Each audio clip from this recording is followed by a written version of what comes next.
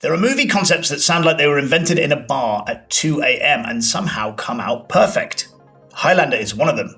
Immortal warriors living through centuries, hiding in plain sight, and settling their beefs with swords until the final survivor wins the prize. The 1986 film might not have dominated the box office, but it did something way harder. It became a massive cult obsession of the VHS. Connor MacLeod became iconic, the Kurgan became nightmare fuel, Ramirez became Sean Connery, being Sean Connery, and Queen made the whole thing feel larger than life. Now the franchise is gearing up for a reboot, what could finally match the scale and concept that it's always deserved. With Henry Cavill leading and Chad Stahelski behind the camera, we've been promised new locations, huge timeline shifts, deeper lore, and action designed for modern audiences. Fans of the original Highlander movie are holding their breath for this movie, and we hope it's going to be something great. Well, Hollywood has a strong record of hyping things up and then falling on its face when the actual product comes out. So yeah, in this video, we're going to break down the entire DNA of the Highlander reboot and every information that's available around it to understand, should we be excited for this? Let's get into it, because the potential of this reboot is insane.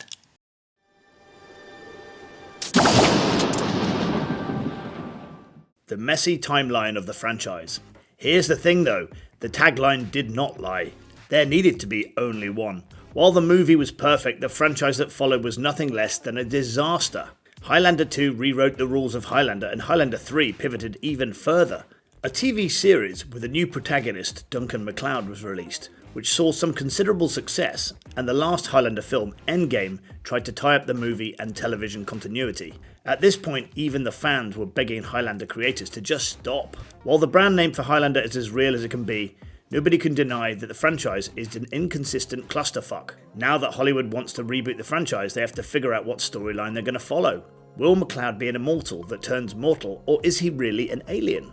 I personally prefer the former, but nobody's asking me here. They also have to do it quickly, as they've been at it since early 2008.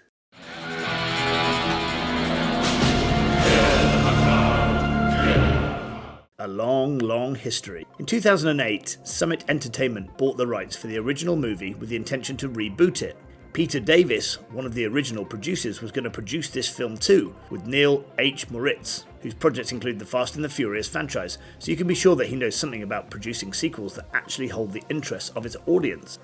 Justin Lin, a name you'd be familiar with if you followed the Fast and Furious franchise, would be directing, and Art Markham and Matt Holloway would be penning the script. 3 years later, it was announced that Twilight writer Melissa Rosenberg was handed the pen, and she seemed like a good fit, as she knows a thing or two about Immortals. That year, Lin had to step away from directing the film as Summit put a rush on the project, and he was in talks at the time to direct a new Terminator film. He remained attached as executive producer.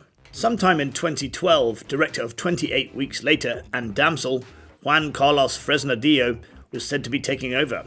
Fresnadillo seemed excited about the project as he claimed to be a huge fan of the first film and wanted to explore the concept of immortality as a curse. He'd even deserted the Crow remake to join Highlander, but within the year he'd left the project. Around the same time, the Maze Runner writer Noah Oppenheim was hired to write a draft of Highlander. If you think maybe the pre-production limbo for Highlander ends soon, you are wrong. In 2013, another name was rumoured to be stepping in, Cedric Nicholas Troyan. He was going to supervise the rewrite of the script as well, but he too did not last long. Finally, in 2016, Chad Stahelski, who directed the John Wick films, was confirmed to be helming the project.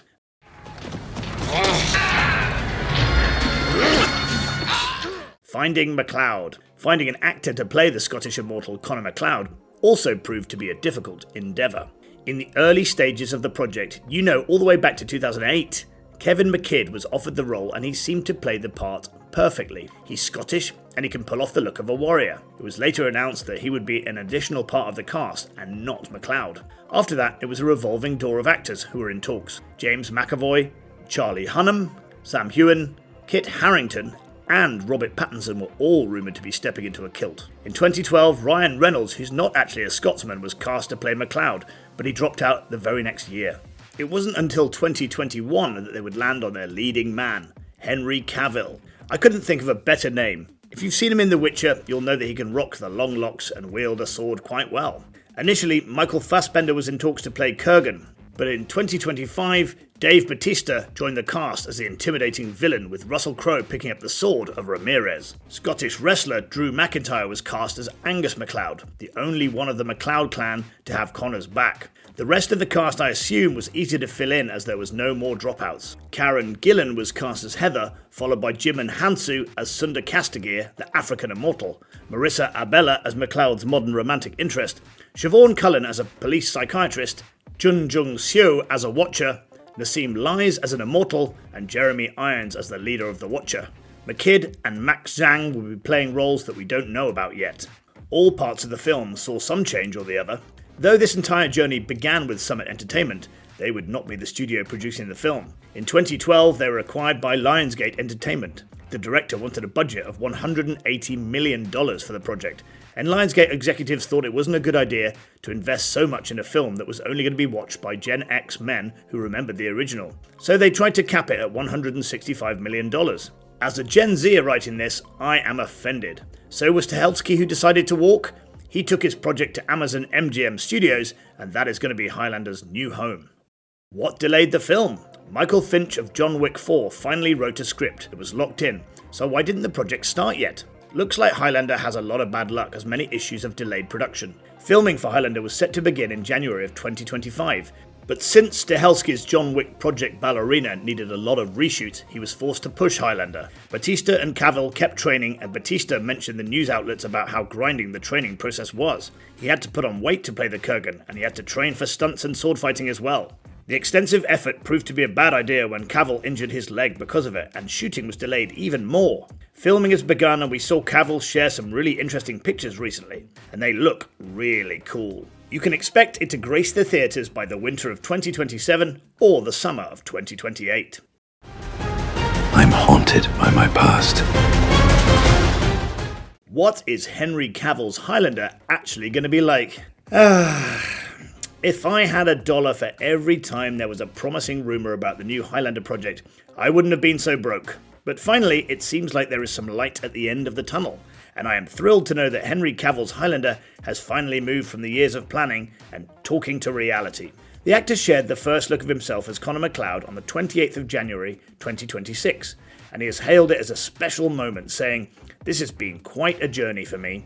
I think the first look of such an awaited project matters a lot because it confirms the vibe, and one thing has been made pretty clear. It is definitely more of a light cosplay reboot, and Cavill is properly the best suited for the role." But what is the movie going to be all about? Well, I tried to pay attention to the teasers from the director Chad Stahelski, and he hinted about how the story jumps across eras. In his own words, he describes the movie as bringing it forward from the early 1500s in the Highlands to the beyond present-day New York and Hong Kong.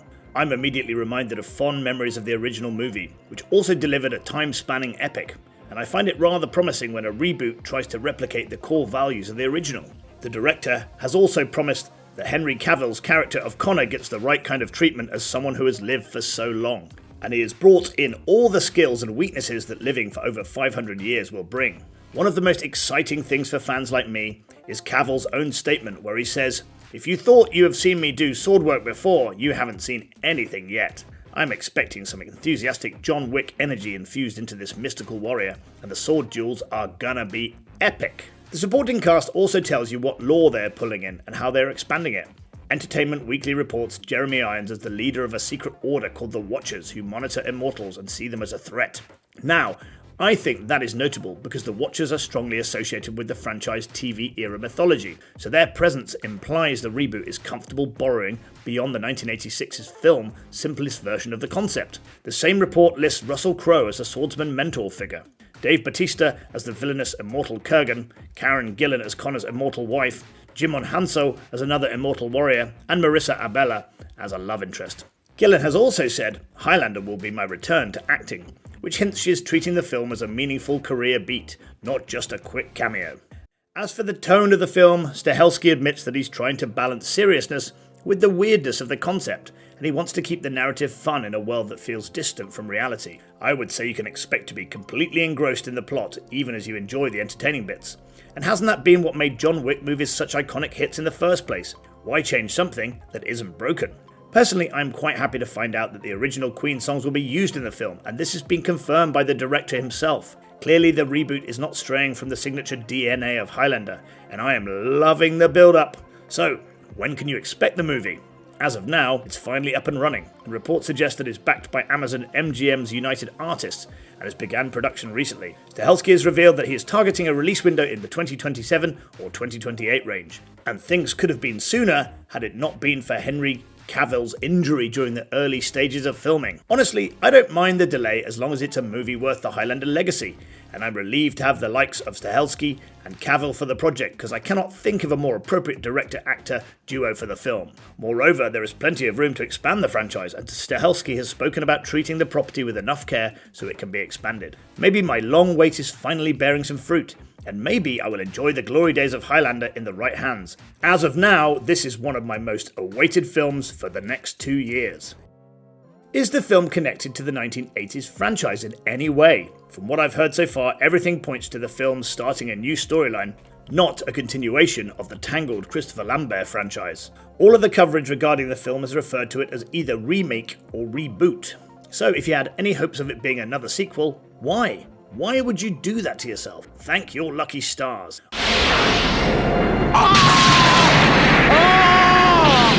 Are we going to see Christopher Lambert?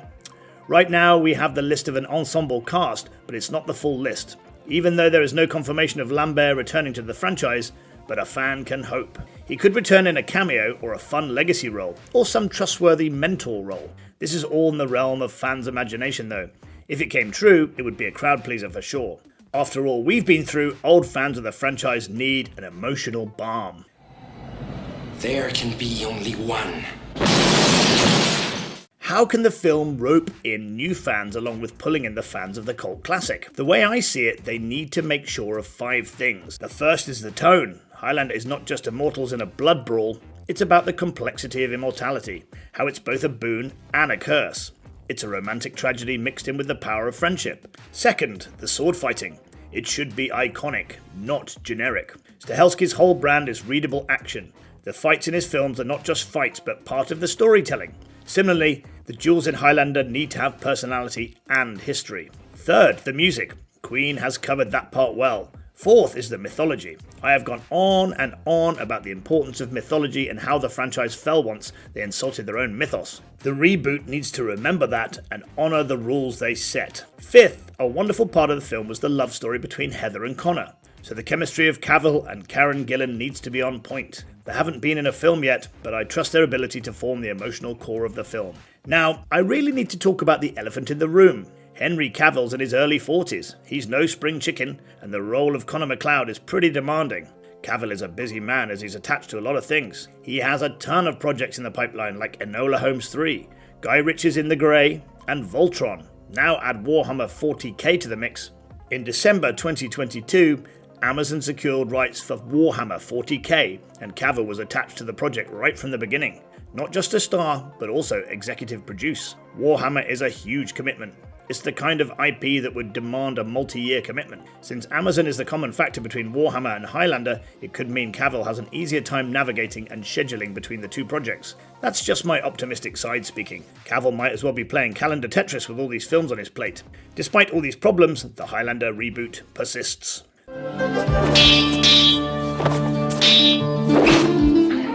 Highlander already seems to be in a lot of trouble, and they have not even started filming yet. I have no doubt of the acting skills of Cavill, Batista and Irons, and I do trust the director's vision, but I'm a bit discouraged by the existence of the Watchers. They were not part of the original movie, and call me a stickler if you want, but I was hoping the myth of the first film was retained. Only time will tell if Highlander will actually start filming, and then I can tell you what I thought of the film. Until then, why don't you tell me your predictions for the film? The comment section is wide open, and if you like this video, like, share and subscribe to us. I will soon be back with more info, but until then, goodbye!